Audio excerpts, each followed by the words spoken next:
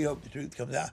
John Cornell and Angel Carmen in their living room, shocked with the realization that their son is in custody, arrested in a sting operation and charged with plotting to blow up the U.S. Capitol. Chris has never been out of Cincinnati. I believe he was coerced into a lot of this stuff.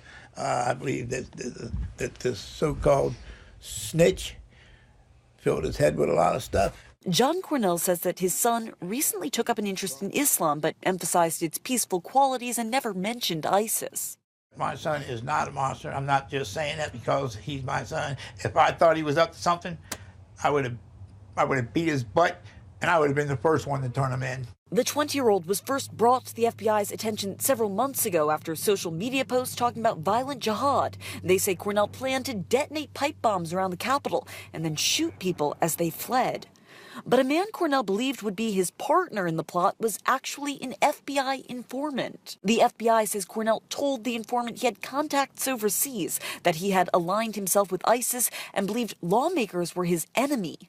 The criminal complaint says Cornell did not think he would receive ISIS authorization to conduct a terrorist attack in the United States, but he wanted to wage jihad on his own, writing, "I believe we should meet up and make our own group in alliance with the Islamic State here and plan operations ourselves."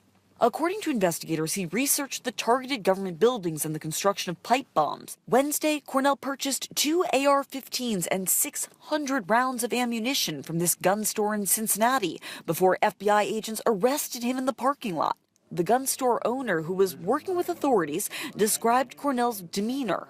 Well-spoken but soft-spoken, lots of questions. He's a little chatty. If I hadn't been given any kind of warning ahead of time, I probably would not have suspected he was up to what he was doing. CNN has repeatedly reached out to Cornell's court-appointed attorney, but has not received any response. Cornell's bedroom, which he shared with his brother, seemingly that of a typical young man, with movie posters and video games. The principal at the high school he attended and where he wrestled described Cornell to CNN as a normal student, saying, "Christopher was not a disruption or a discipline problem in school, a quiet but not overly reserved student who would participate in class and did not withdraw from his classwork."